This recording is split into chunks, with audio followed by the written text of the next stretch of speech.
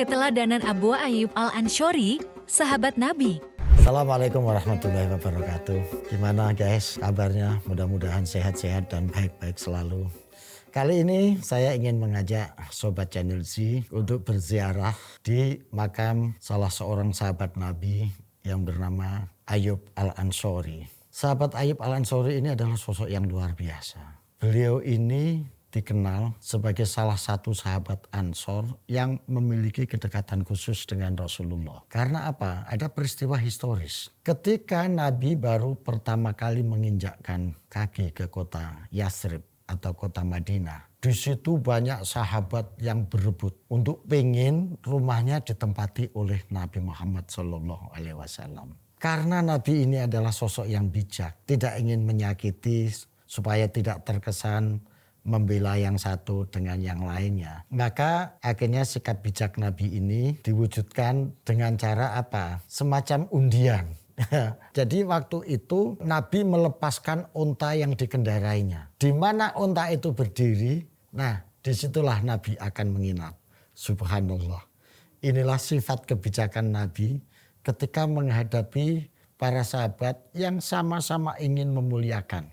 Maka supaya enggak menyakiti atau dianggap membela satu dengan yang lainnya, maka akhirnya unta ini dilepas. Di mana unta itu berdiri, maka disitulah Nabi akan menginap. Subhanallah, setelah unta itu dilepas, unta itu berhenti tepat di depan rumahnya sahabat Ayyub Al-Ansyori ini. Nah disitulah akhirnya sahabat Ayyub ini mengambil barang-barang yang dibawa oleh Nabi dan ditaruh di dalam rumahnya. Dan akhirnya Nabi bersabda bahwa siapa yang membawa barang-barang ini, maka orang itu berhak untuk memilikinya.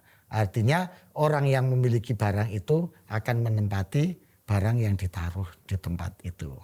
Subhanallah, sejak saat itu Nabi akhirnya tinggal di rumahnya sahabat Ayyub Al-Ansyori ini sampai berdirinya Masjid Nabawi. Setelah Masjid Nabawi berdiri, kemudian ada salah satu serambi yang berdekatan dengan masjid itu. Akhirnya Nabi pindah ke tempat yang berada di dekat masjid ini. Nah, sahabat Ayyub Al-Ansyori ini itu memang luar biasa. Karena beliau adalah salah seorang sahabat yang mengabdikan hidupnya untuk perjuangan Islam. Jauh sebelum Nabi hijrah ke Madinah, sahabat Ayyub Al-Ansyori ini adalah salah satu orang yang mengikuti baiat, datang ke Mekah untuk mengikuti baiat Al-Aqobah yang kedua. Yaitu baiat untuk berkomitmen mendukung perjuangan Nabi, mendukung penyebaran Islam, risalah-risalah Islam yang dibawa oleh Nabi. Maka hampir setiap pertempuran, setiap peperangan, sahabat Ayyub Al-Ansyori ini selalu mengikuti.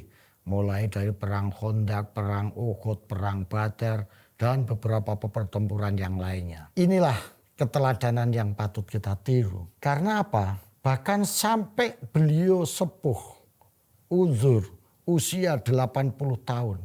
Beliau masih tetap berjuang untuk menyebarkan nilai-nilai dan ajaran Islam. Dia sangat merindukan untuk bisa ikut berjuang di daerah Konstantinopel, yaitu di Turki. Karena Nabi pernah bersabda bahwa pada saatnya nanti Konstantinopel yang menjadi bagian dari Romawi akan jatuh ke tangan umat Islam. Beliau sangat menginginkan dan merindukan untuk ikut berjuang. Makanya ketika pada masa kekhalifahan Muawiyah bin Abi Sufyan menyerbu ke Konstantinopel pada tahun 660, ya sekitar 669 Masehi, itu Ayyub Al-Ansyori ini ikut dalam ekspedisi itu. Dan dalam pertempuran ketika mau sampai ke Konstantinopel, beliau sudah dalam usia yang sangat tua. Para senior yang ikut ekspedisi untuk penyerangan ke Konstantin pada saat itu selain sahabat Ayyub Al-Ansyori, ada juga sahabat Abdullah bin Umar. Itu juga ikut dalam penyerbuan itu. Nah, pada saat berkecamuk pertarungan itu, beliau sudah sangat sepuh. Ada yang menyatakan beliau terluka. Kemudian ditaruh di tenda, kemudian dikawal oleh salah satu panglima perang yang mimpin penyerbuan pada saat itu. Nah, itu Yazid bin Muawiyah panglimanya pada saat itu.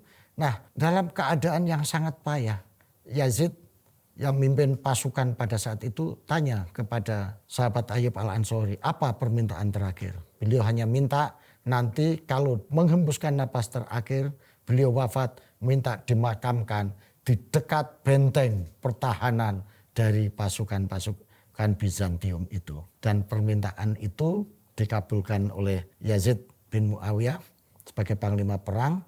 Maka makam sahabat Ayyub Al-Ansori itu berada berdekatan dengan benteng pertahanan Konstantinopel yang sekarang ini menjadi kota Istanbul.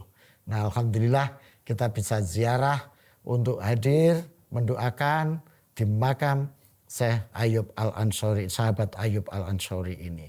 Nah, makam beliau dipugar oleh Muhammad Al-Fatih. Jadi Khalifah Al-Fatih ini memugar makamnya sahabat Ayyub Al-Ansori ini, dan di situ dibangun masjid yang megah dan mewah.